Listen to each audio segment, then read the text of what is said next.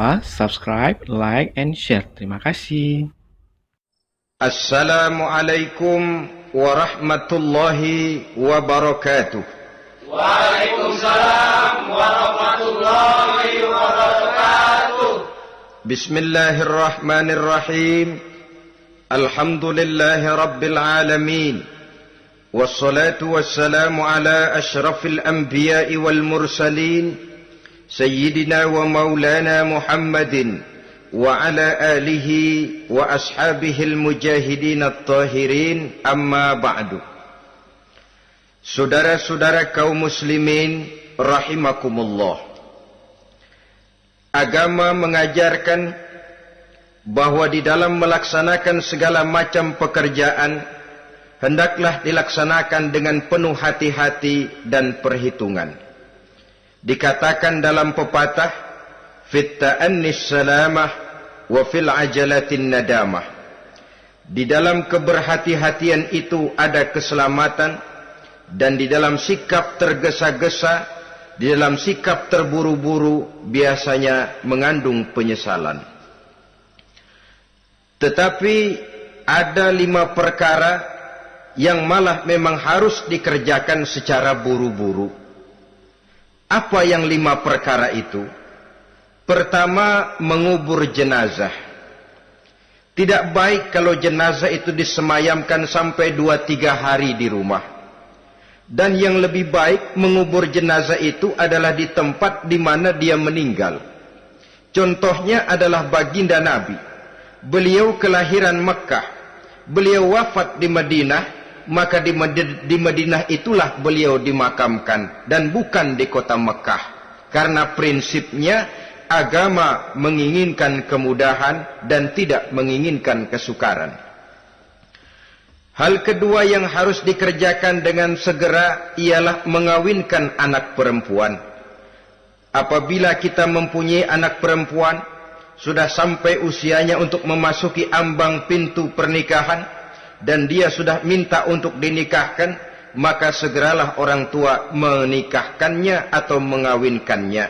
Sebab biasanya anak perempuan, apalagi di zaman sekarang, kalau tidak segera dikawinkan oleh orang tuanya, dikhawatirkan dia akan kawin sendiri.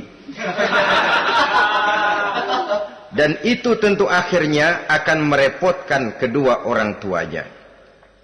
Hal ketiga yang harus dikerjakan dengan segera dan buru-buru ialah membayar hutang. Apabila kita sudah berhutang kepada seseorang dan sudah ada uang untuk membayarnya, bersegeralah untuk membayar. Sebab kalau ditunda besok, lusa, atau hari minggu depan, dikhawatirkan uangnya akan terpakai untuk kepentingan-kepentingan yang lain, dan hutang akan tetap tinggal hutang, tidak pernah terbayar adanya. Hal keempat yang harus disegerakan ialah menghidangkan makanan untuk orang musafir yang kebetulan menjadi tamu di rumah kita.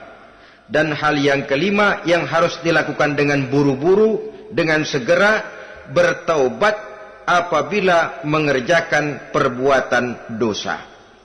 Hal kelima inilah yang akan kita bicarakan pada pertemuan kita kali ini, yaitu tentang taubat kepada Allah Subhanahu wa ta'ala. Taubat berasal dari kata-kata taba yatubu, yang isim masdarnya adalah taubatan. Artinya sama dengan roja'a yarji'u, ada ya'udu, pulang atau kembali. Bertobat maksudnya kembali dari yang dilarang oleh Allah.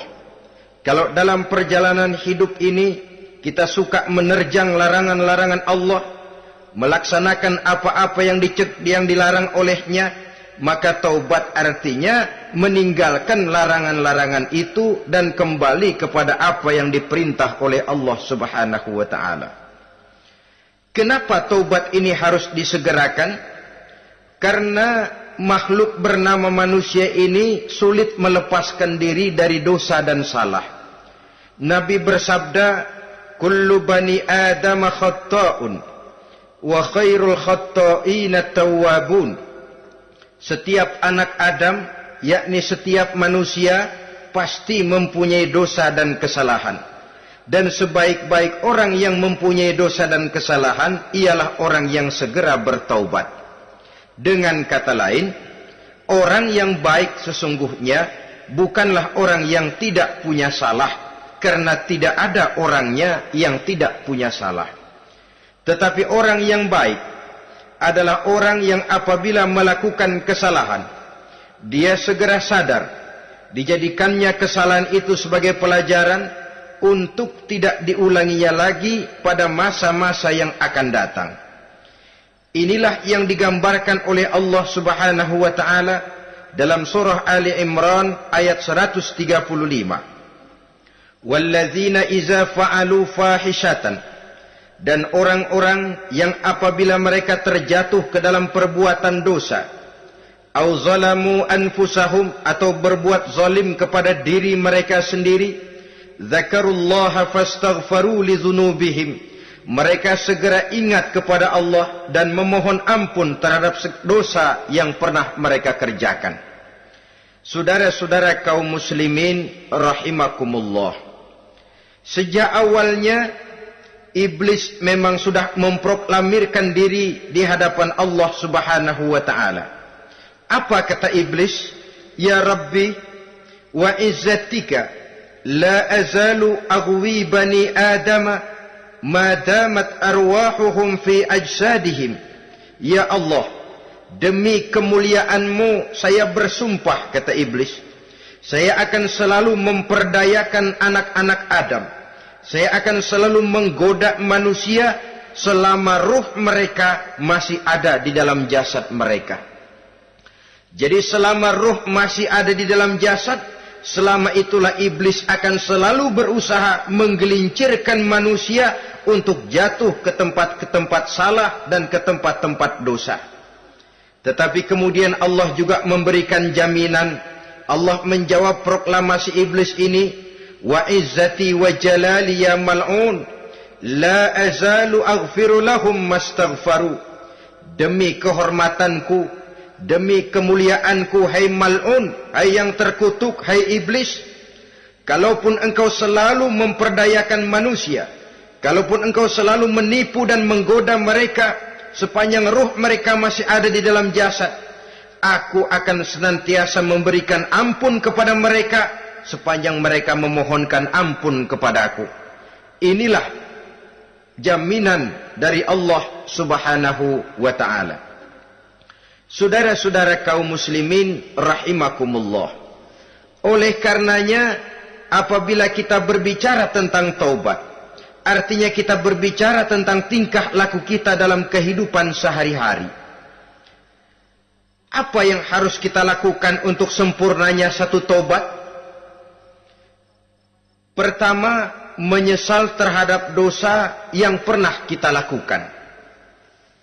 Kadang-kadang ada juga orang bertaubat, tapi bukan nyesal terhadap dosa yang dia kerjakan, malah puas katanya. Dia ngomong sama teman-temannya, saya dulu zaman muda sudah kenyang judi, kenyang zina, kenyang mabuk-mabukan, sudah puas. Sekarang tinggal benernya saja, saya sudah taubat. Taubatnya sih bagus, tapi puasnya itu yang jelek.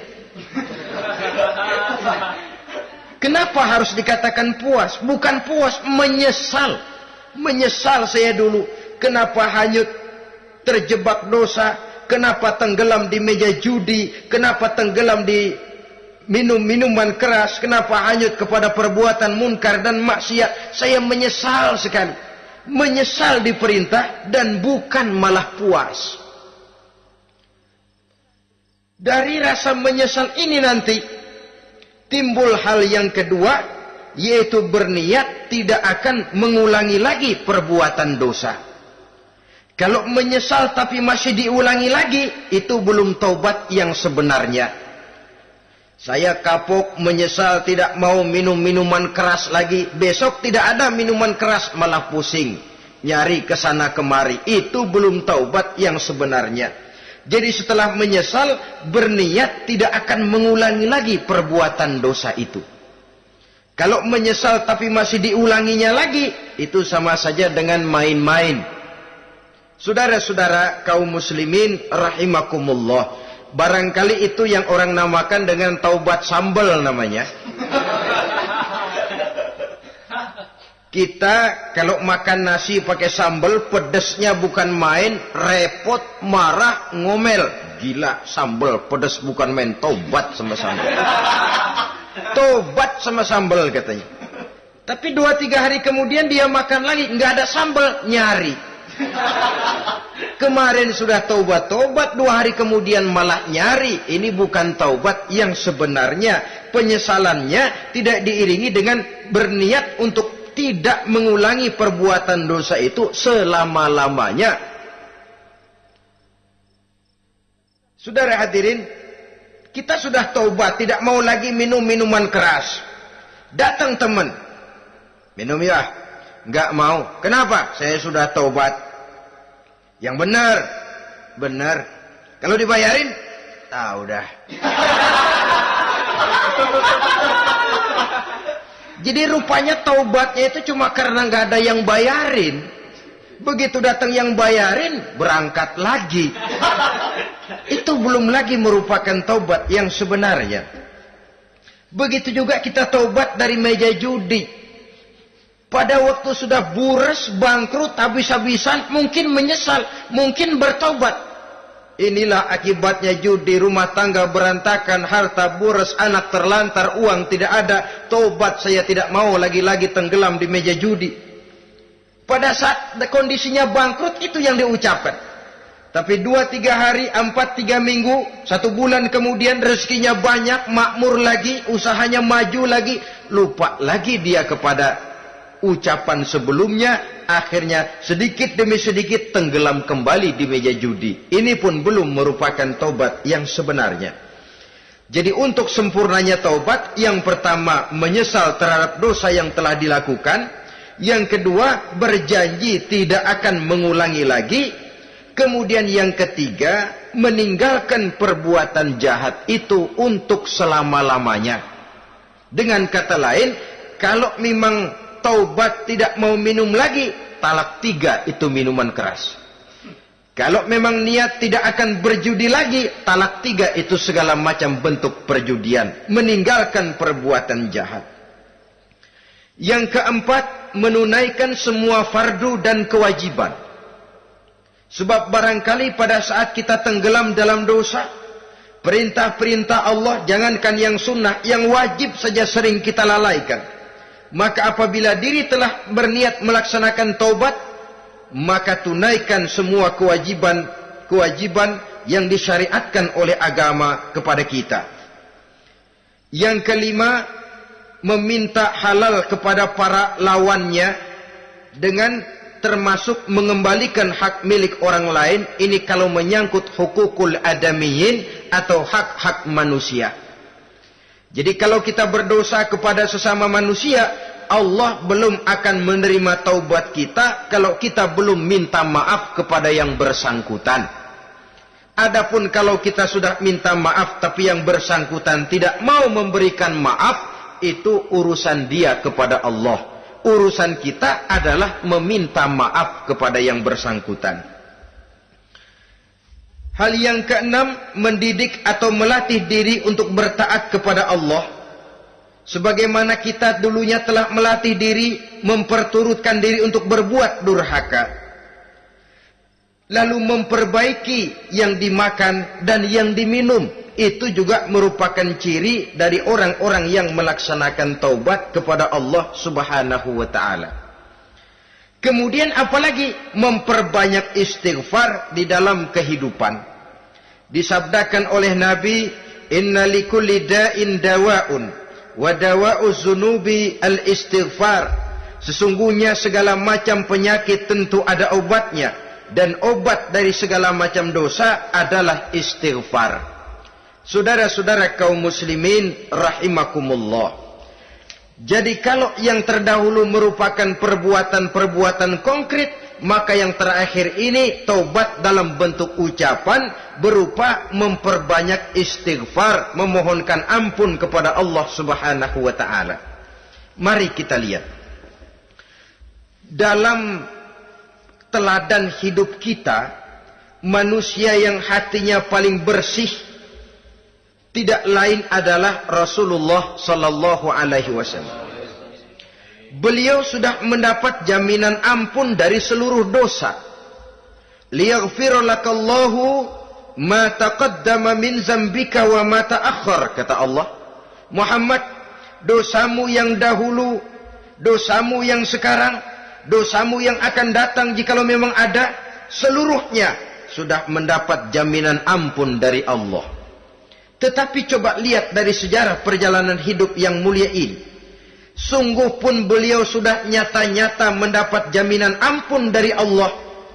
Beliau mengatakan, ayyuhan nas, tubu ilallah, fa inni atubu fil yaumi mi'ata marrah. Wahai manusia, bertaubatlah kepada Allah. Maka sesungguhnya saya, kata beliau, dalam satu hari bertaubat 100 kali kepada Allah. Dalam riwayat yang lain, sab'ina marrah, 70 kali beliau mengucapkan istighfar minimalnya dalam sehari semalam. Orang yang sudah nyata-nyata mendapat jaminan ampun dari Allah ini, satu hari satu malam istighfarnya minimal 70 kali.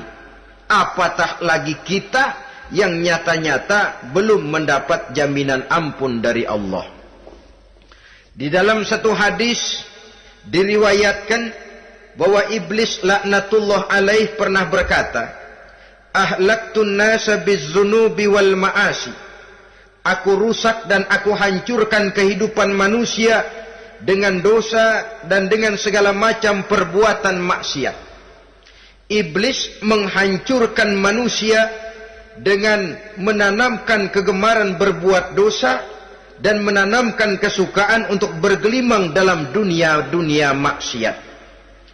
Tetapi kemudian iblis mengakui, wa ahlakuni bila ilaha illallah wal istighfar. Tetapi kemudian terbalik, manusia menghancurkan aku dengan kalimat la ilaha illallah dan dengan istighfar, yakni mengucapkan astaghfirullahal azim. Inilah senjata pemungkas menghadapi upaya iblis untuk menghancurkan manusia. Kalau iblis menghancurkan manusia dengan perbuatan dosa, dengan menenggelamkan manusia ke dalam perbuatan-perbuatan maksiat, hendaknya kita sadar. Pada saat kita terdorong untuk melakukan perbuatan dosa, kita lalu sadar, inilah perangkap iblis untuk membinasakan saya.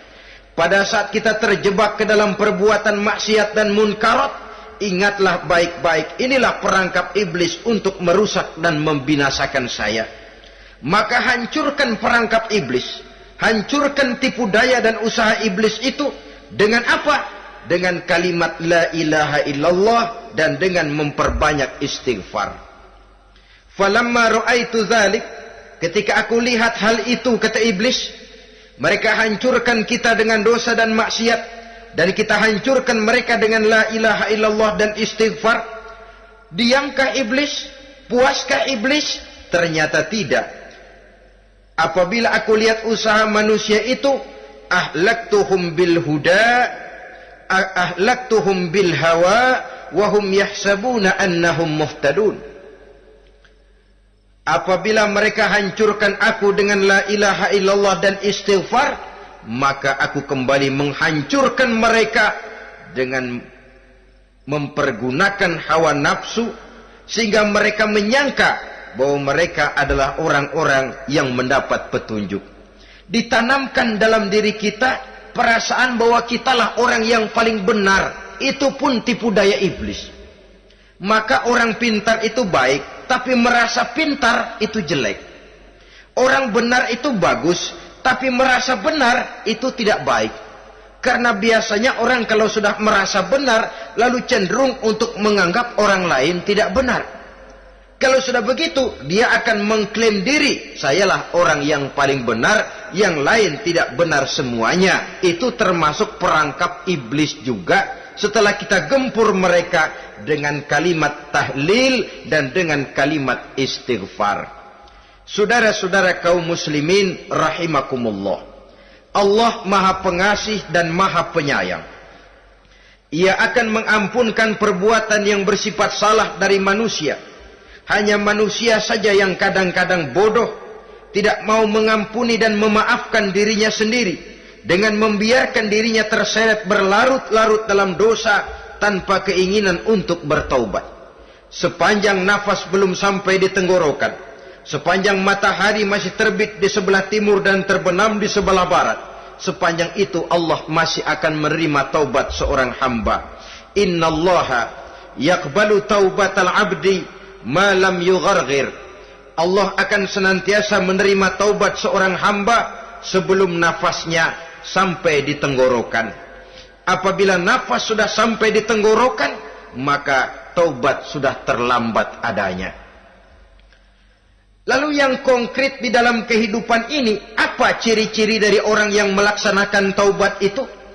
Seorang ahli hikmah berkata, pertama, orang yang taubat itu kelihatan bahwa dalam kehidupan ini dia mampu menjaga lidahnya dari ucapan yang berlebih-lebihan, dari ucapan yang tidak ada manfaatnya, dari ucapan yang mengandung dosa, namimah, mengadu domba, dan ucapan-ucapan yang merugikan orang lain. Orang yang taubat kelihatan dari lidahnya. Ini yang konkret. Yang kedua, orang yang taubat itu cirinya tidak ada lagi rasa dengki di hatinya. Tidak ada keinginan untuk membenci dan memusuhi orang lain. Kenapa? Dia sudah sibuk memikirkan kekurangan dirinya sendiri. Sehingga tidak ada waktu lagi untuk mengorek-ngorek, mencari-cari aib dan kekurangan pada diri orang lain. Ini makna ucapan Nabi, tuba liman syaghalahu aibuhu an uyubin nas. Beruntunglah orang yang kekurangan pada dirinya menyebabkan dia cukup sibuk sehingga tidak sempat mencari-cari dan mengorek-ngorek aib dan kekurangan orang lain. Berbeda dengan orang yang masih jauh dari sikap taubat. Selalu berusaha mencari dan mengorek-ngorek kekurangan orang lain, sementara aib dan kekurangan dirinya diumpetin. Ini namanya ilmu kancil. Orang lain disorotin, dia ngaling, ngumpet. Kerjaannya apa? Monten orang lain saja. Dia sendiri tidak mau diponten dan tidak mau memonten dirinya. Akibatnya apa? Sikap introspeksi tidak ada. Sikap mawas diri hilang. Sikap melihat, bercermin terhadap pribadinya sendiri hilang. Yang ada cuma menilai orang lain saja. Jadi adapun orang yang sudah bertaubat ini, di hatinya tidak ada dengki. Melihat orang lain mendapat nikmat, alhamdulillah, dia ikut bersyukur. Lain dengan orang yang jauh dari taubat. Tetangganya dapat nikmat, dia meriang. Tidak senang hatinya melihat orang lain senang. Orang melarat malah tepuk tangan. Saudara hadirin yang saya muliakan, orang yang semacam ini pada hakikatnya selalu disiksa oleh perasaannya sendiri. Kalau tetangganya yang kaya, ditanya kemana dukunnya. Tapi kalau tetangganya jatuh melarat, dia tepuk tangan, gembira bukan main. Lain dengan orang yang sudah bertobat, hasud itu hilang dari dirinya. So hasud inilah yang akan memakan kebaikan yang kita kerjakan. Kata Nabi, hasud itu bisa memakan kebajikan seperti api memakan kayu bakar. Allahu Akbar. Puasa kita, zakat kita, sholat kita, habis keropos dimakan oleh sifat hasud. Tidak terasa, tapi begitu kita punya sifat dengki kepada orang lain, maka sholat kita dimakan oleh dengki tadi, puasa kita dimakan oleh dengki tadi, segala macam kebaikan yang kita kerjakan dimakan oleh si dengki tadi, seperti api memakan kayu bakar, cepat sekali. Itulah sebabnya bagaimanapun banyak kebaikan yang sudah kita kerjakan, jangan bangga dan jangan lalai. Sebaliknya, bagaimanapun besar dosa dan kesalahan yang pernah kita lakukan, jangan putus asa dari rahmatnya Allah Subhanahu wa ta'ala. Jadi yang kedua, ciri orang yang bertaubat, di hatinya tidak ada dengki dan tidak ada rasa ingin memusuhi orang lain. Dia berhadapan dengan setiap orang dengan modal husnuzon, baik sangka kepada Allah. Tidak a priori. Kadang-kadang ada orang ketemu saja baru tapi sudah punya rasa jelek. Diperturutkannya suuzonnya. Yang ketiga, ciri orang bertaubat itu menjauhkan diri dari pergaul dengan orang-orang jahat. Sebab kita tahu bahwa pergaulan sangat besar pengaruhnya dalam ikut membentuk kepribadian manusia. Asyariku wa fi syarri syarrun. Bersekutu dengan kejahatan biasanya ikut jadi jahat. Walaupun secara langsung tidak melakukan kejahatan, tapi sudah termasuk dalam jamaah yang jahat juga namanya. Saudara-saudara kaum muslimin, bukan berarti orang yang taubat lalu tidak mau bergaul itu juga mencerminkan keangkuhan diri. Bergaul dia bergaul, tetapi kepada orang-orang yang jahat ia sekedar menghindarkan diri pergaulannya itu dari kejahatan yang bisa ditimbulkan oleh orang-orang jahat tadi. Ciri yang keempat dari orang yang bertaubat, dia mempersiapkan diri untuk menghadapi mati. Mempersiapkan diri. Sebagaimana kita tahu, kalau kita akan pergi ke luar kota, tentu kita membawa bekal. Makin jauh perjalanan, makin banyak bekal yang harus kita bawa. Hidup ini adalah perjalanan panjang yang kita juga memerlukan bekal dalam kehidupan. Orang yang bertaubat, orang yang mempersiapkan diri untuk menghadapi maut dan menghadapi hari-hari sesudah maut itu datang. Menghadapi kehidupan di alam barzakh, menghadapi kehidupan di alam akhirat dan selanjutnya. Dia mempunyai persiapan sehingga kapan maut datang dia sudah punya persiapan lebih dahulu.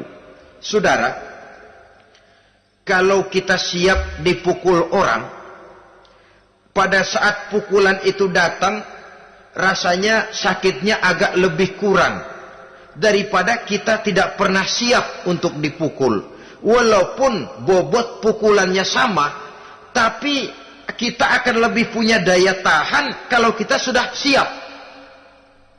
Oleh karena itu, orang yang bertobat, orang yang mempunyai persiapan untuk menghadapi mati.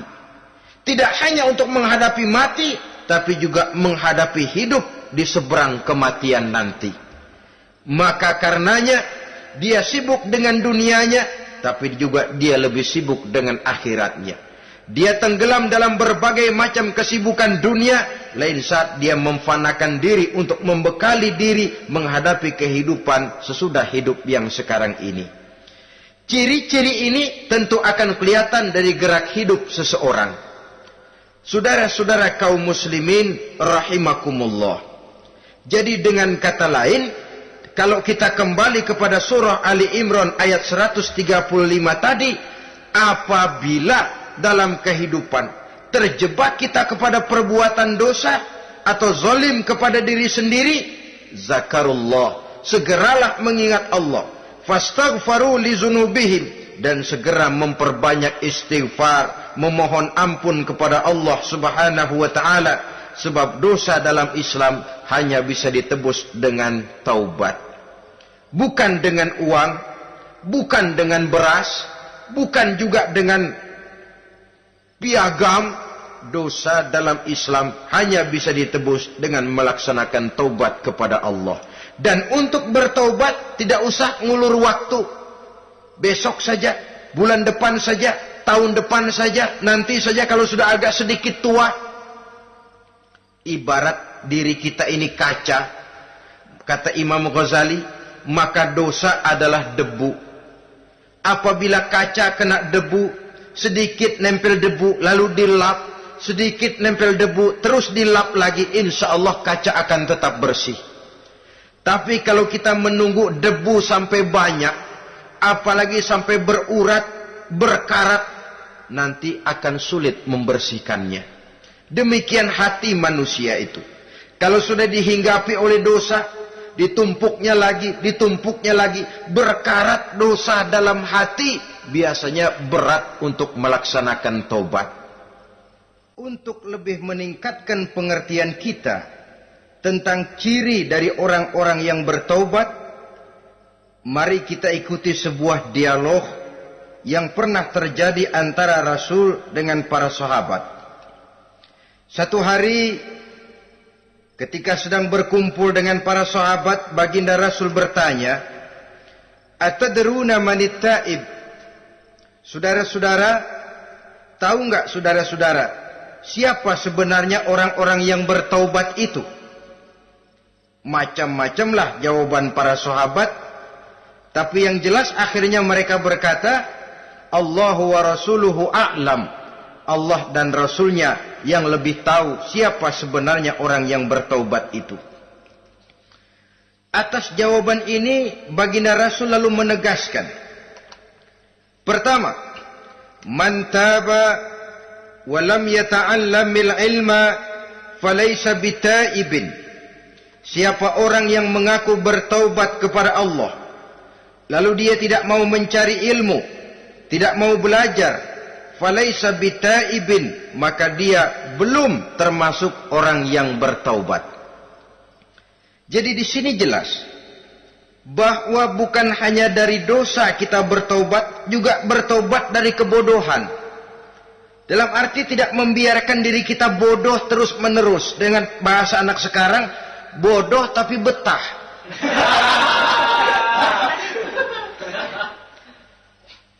Orang yang mengaku bertaubat tapi tidak menggali ilmu, tidak mau belajar, tidak mau mencari ilmu, tidak hadir di mana majelis taklim, belum dianggap taubat yang sebenarnya.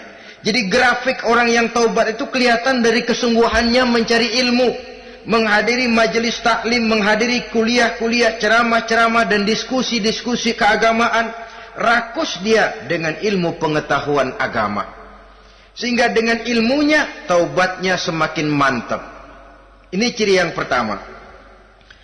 Lalu beliau bersabda lagi, wa man taba wa lam yazdad fil ibadati falaysa bitaibin. Barang siapa yang mengaku bertaubat tapi ibadahnya tidak tambah-tambah, maka dia belum termasuk orang yang taubat. Orang yang bertaubat ada grafik peningkatan ibadahnya. Jadi kalau mulutnya taubat, minta ampun, tapi ibadahnya gitu-gitu aja, belum merupakan taubat yang sebenarnya. Jadi pada saat dia melaksanakan taubat, memproklamirkan diri untuk kembali ke jalan Allah, nilai ibadahnya meningkat. Kalau sholatnya tadinya cuma sekedar yang wajib-wajib saja, setelah dia taubat bertambah melaksanakan yang sunnah, rawatibnya, qobliyah, ba'diyahnya, atau kemudian nawafilnya berupa tahajud, hajat, duha, istikharah, dan solat-solat sunnah lainnya. Jadi kelihatan dari peningkatan ibadahnya. Ini ciri yang kedua. Yang ketiga kata Nabi lagi, wa man taba wa lam yardal khusama falaysa bitaibin. Barang siapa yang mengaku bertaubat kepada Allah tapi dia tidak bisa meridhoi musuh-musuhnya, maka belum lagi dia dianggap orang yang bertaubat. Meridhoi, memaafkan musuh. Saudara, memberi maaf itu lebih sulit daripada minta maaf. Tapi memberi maaf lebih mulia daripada minta maaf. Minta maaf gampang, memberi maaf yang sulit. Karena itu orang yang memberi maaf menunjukkan jiwa yang lebih luhur daripada orang yang minta maaf. Sebab apa? Posisi orang yang memberi maaf kan posisi orang yang menang. Biasanya dalam posisi menang orang gampang congkak dan sombong. Orang datang minta maaf kepada kita, lalu timbul keseganan. Iya, minta maaf sih gampang. Memberi maaf itu yang sulit, tapi itu yang sangat dianjurkan. Dan itu merupakan ciri dari orang-orang yang bertaubat. Lalu apalagi? Wa man taba walam yughayyir libasahu wa zinatahu falaysa bitaibin. Barang siapa yang mengaku bertobat tetapi pakaian dan perhiasannya tidak berubah, maka dia belum lagi dianggap bertobat. Orang bilang pakaian memang kulit, yang penting isi. Tetapi bagaimanapun kulit mencerminkan isi. Dari pakaian kita bisa mengkaji kepribadian seseorang. Saya berpendapat bahwa pakaian penting, kulit juga penting. Kulit penting, isi penting. Kulit tanpa isi tidak ada artinya. Isi tanpa kulit juga meragukan orang. Wah, yang penting kan isinya, kulitnya gimana saja. Saya mau tanya, saudara dapat duren di jalanan, isi aja nggak ada kulitnya. Kira-kira dimakan nggak duren itu? Paling kurang akan menimbulkan keraguan. Jangan-jangan sudah dicampur racun ini. Jadi dengan demikian orang yang bertaubat ini kelihatan dari cara berpakaian, cara berhias diri, tidak over. Dia kembali kepada fungsi berpakaian. Dalam Islam kan sesungguhnya fungsi pakaian itu yang paling utama. Pertama, nutup aurat. Itu ukurannya. Yang kedua, pantas. Yang ketiga, baru soal mode. Di zaman kita sekarang terbalik. Mode nomor 1. Pantas belakangan, nutup aurat apa tidak nomor 16.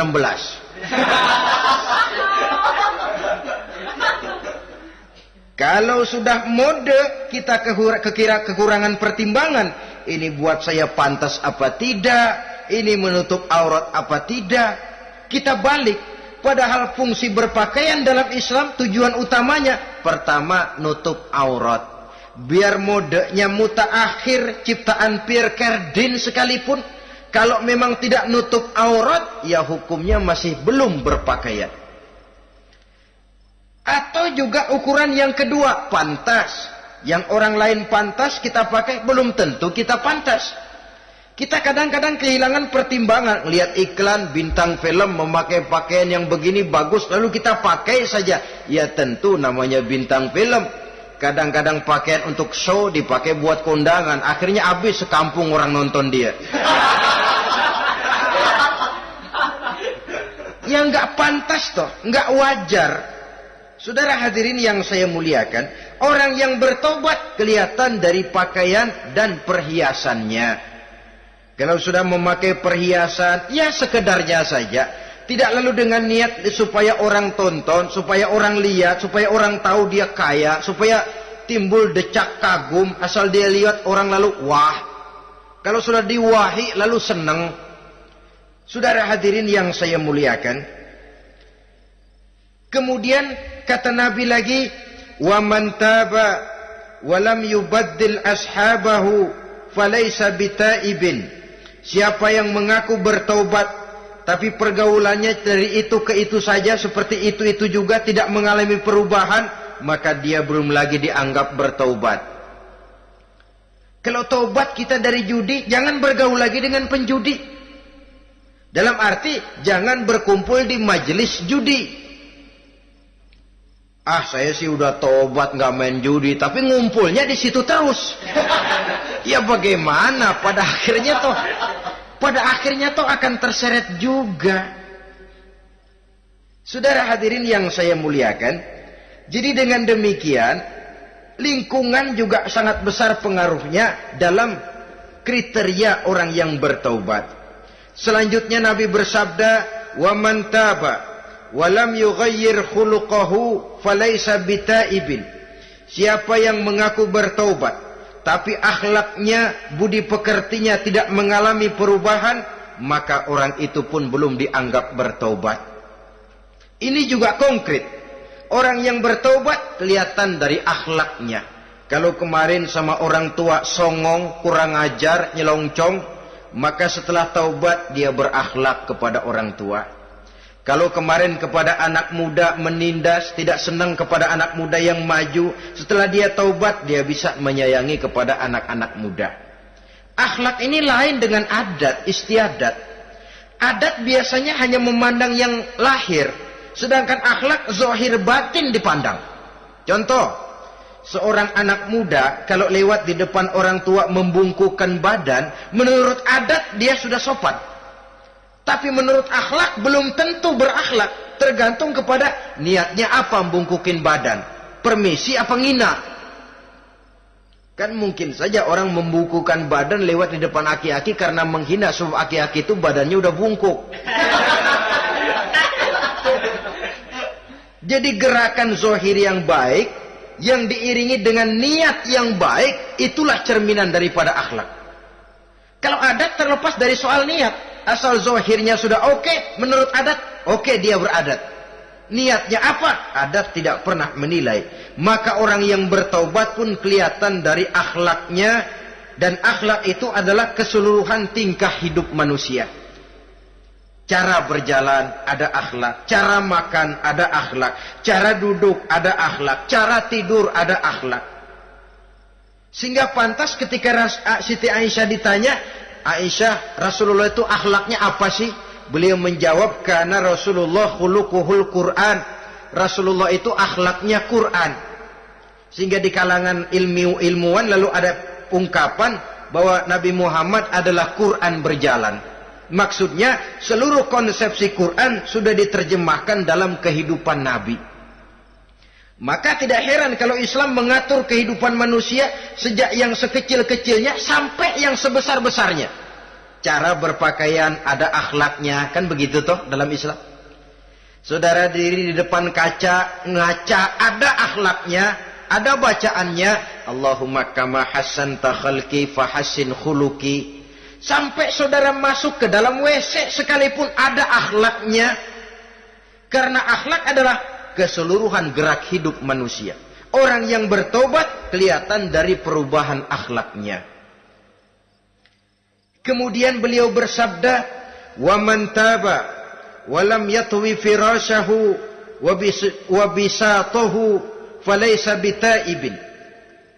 Siapa orang yang mengaku bertaubat tetapi dia tidak menggulung tempat tidur dan spraynya, maka dia belum dianggap bertaubat. Ini bahasa kinayah.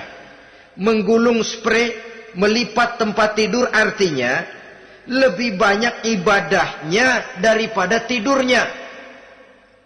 Kalau ngaku taubat tapi sehari 24 jam, 22 jam tidur, cuma 2 jam ibadah, ya belum mencapai kriteria itu. Dengan kata lain, orang apabila sudah memproklamirkan diri untuk taubat, menyingsingkan lengan baju, melipat spray, menggulung tempat tidur. Bukan berarti dia tidak tidur-tidur, tetapi bersiap diri untuk melaksanakan ibadah yang pada saat dia terjebak dalam dosa, sudah banyak ibadah yang ditinggalkannya. Saudara-saudara kaum muslimin rahimakumullah. Kemudian beliau bersabda pula, "Wa man taba wa lam yatasaddaq falaysa bitaibin." Barang siapa yang mengaku bertobat, kemudian dia tidak menyedekahkan karunia yang diberikan Allah kepadanya, maka taubatnya belum lagi dianggap taubat yang sebenarnya. Faman istabana minal abdi hazihil khisal fahuwa taibun haqqa. Apabila nyata tanda-tanda ini pada diri seorang hamba, maka barulah taubatnya dinamakan taubat yang sebenarnya. Jadi untuk taubat itu ada 2 jalan yang bisa kita tempuh. Pertama, taubat dengan lisan. Taubat dengan ucapan. Dalam artian apa? Memperbanyak istighfar. Istighfar yang mana? Yang mana yang mungkin saja. Kalau waktunya sempit ya istighfar yang pendek-pendek. Astaghfirullah, astaghfirullah, astaghfirullah. Mau yang lebih panjang, astaghfirullahalazim allazi la ilaha illa huwal hayyul qayyum wa atubu ilaih min jami'il ma'asi waz zunub la haula wala quwwata illa billahil aliyyil azim. Ada waktu yang lebih panjang lagi membaca sayyidul istighfar. Tiap kali berbuat jahat, tiap kali diiringi dengan istighfar. Nah, ini yang bisa runtuh dengan istighfar ini dosa apa? Dosa yang ringan. dosa yang biasanya dilakukan oleh panca indera kita. Mata, ini dosa mata, insya Allah bisa runtuh dengan istighfar. Ngelihat yang haram, cepat nunduk, astagfirullah. Habis nunduk, jangan ngeliatin lagi. Kadang-kadang ngelihat nunduk, istighfar, melotot lagi, istighfar lagi.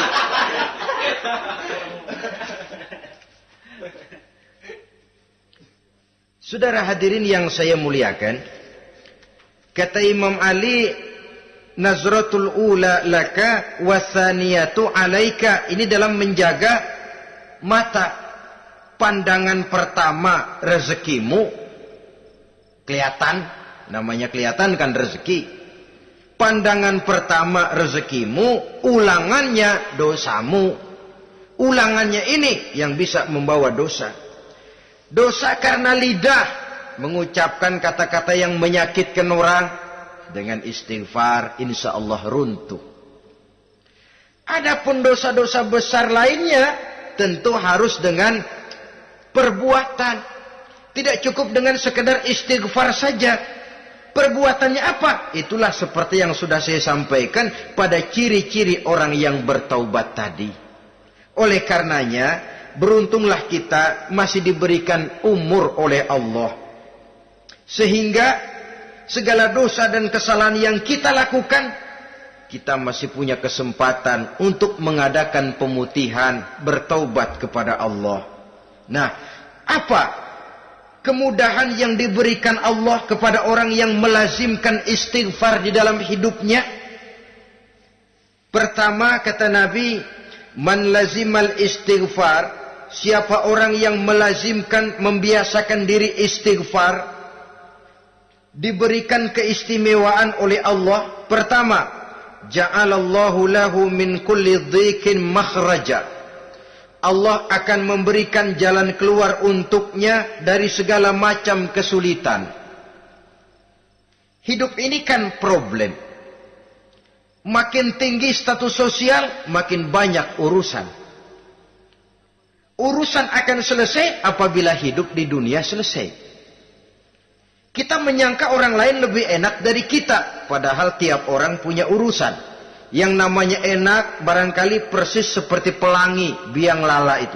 Tidak pernah di atas kepala kita, di atas kepala orang lain saja.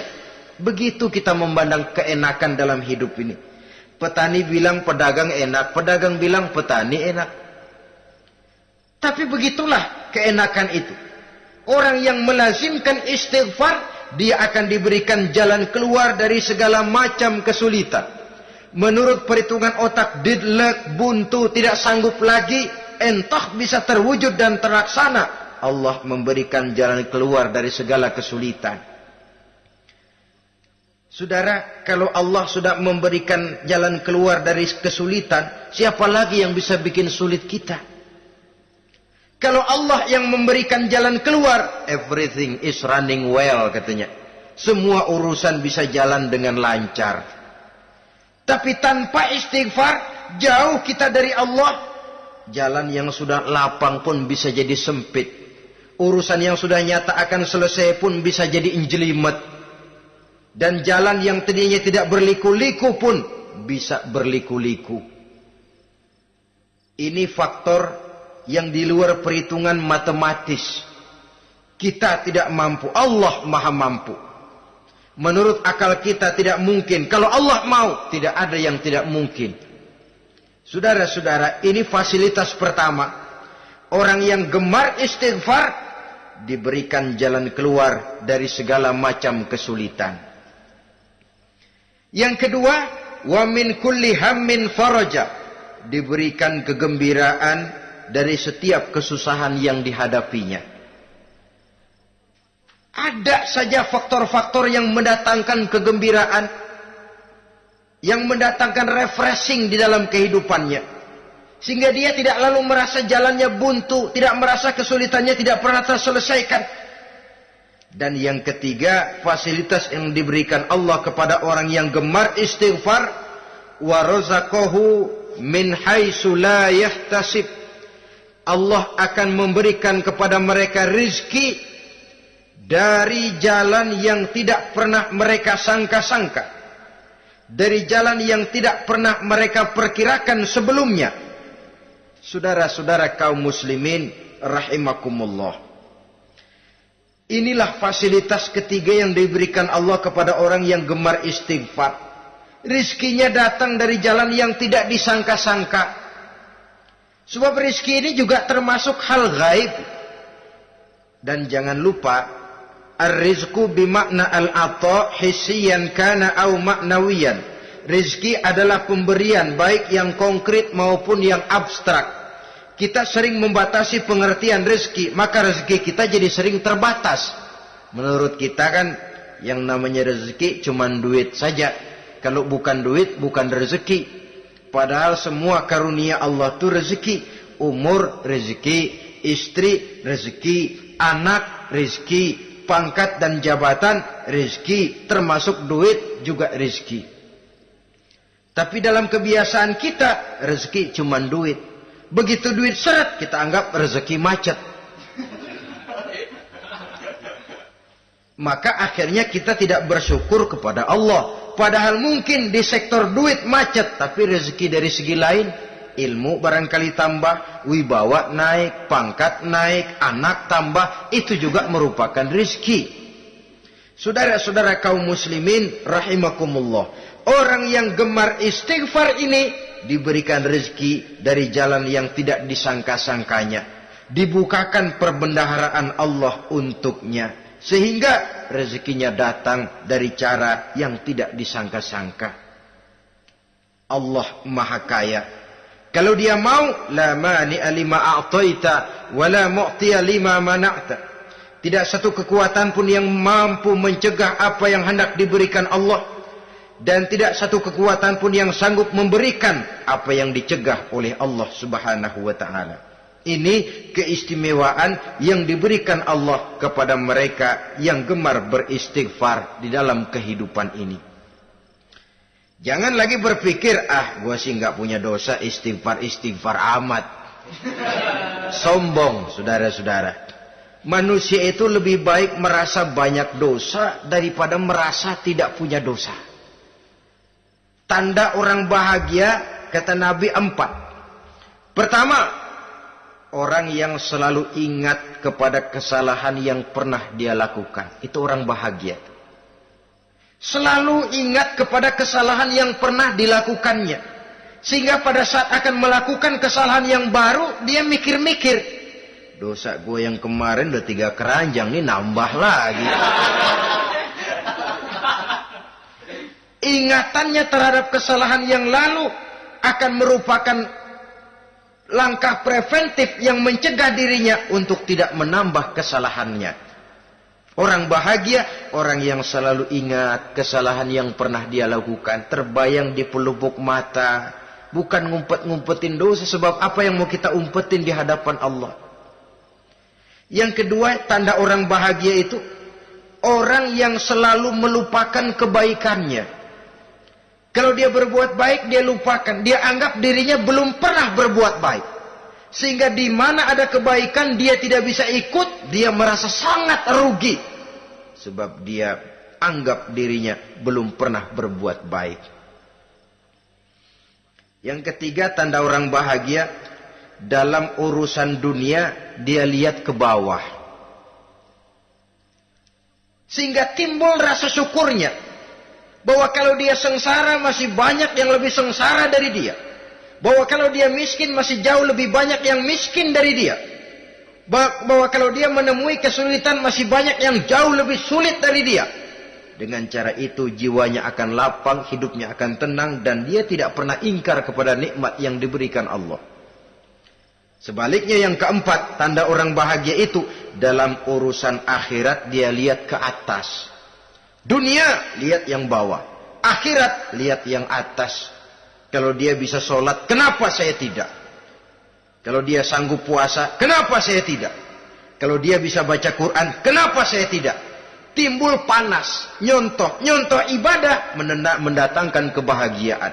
Rakus ibadah malah dianjurkan. Rakus dunia malah tercela. Nah, lawanannya orang celaka, saudara-saudara. Orang celaka juga tandanya 4 lawanan yang tadi itu. Pertama, orang yang selalu melupakan kesalahannya. Kalau berbuat dosa lupa, sok bersih. Alah, dosa gue mah dikit. Saudara hadirin yang saya muliakan, orang yang selalu melupakan kesalahan, menganggap dirinya bersih, akhirnya kalau ingin berbuat dosa nggak dimikir-mikir.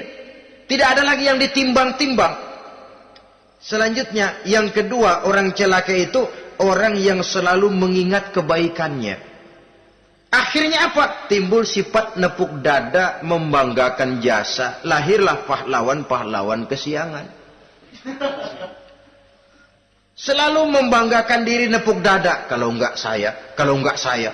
Itu masjid, kalau enggak saya.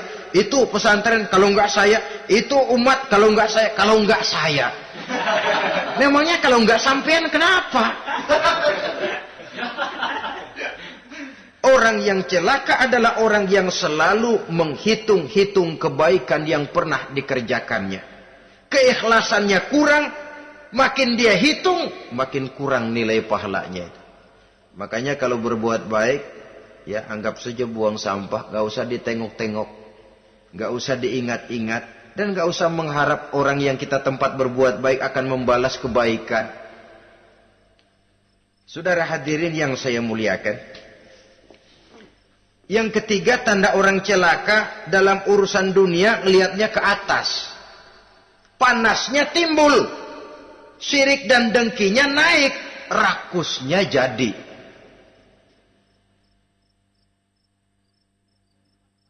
Timbul sifat panasnya itu. Tidak mau ngerti. Kalau tetangga saya bisa beli kulkas, kenapa saya tidak? Kalau tetangga saya bisa beli motor, kenapa saya tidak? Kalau tetangga saya bisa beli mobil, kenapa saya tidak? Gaji nggak cukup, tuyul piara.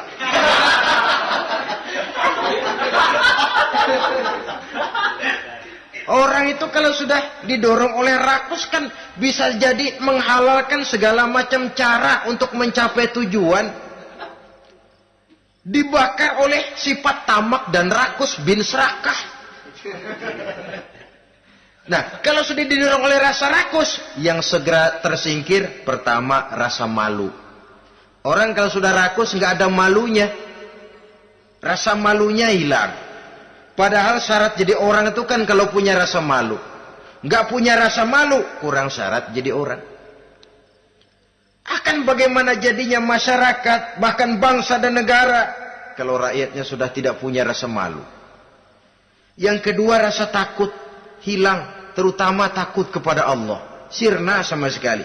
Sudah tujuan menghalalkan cara.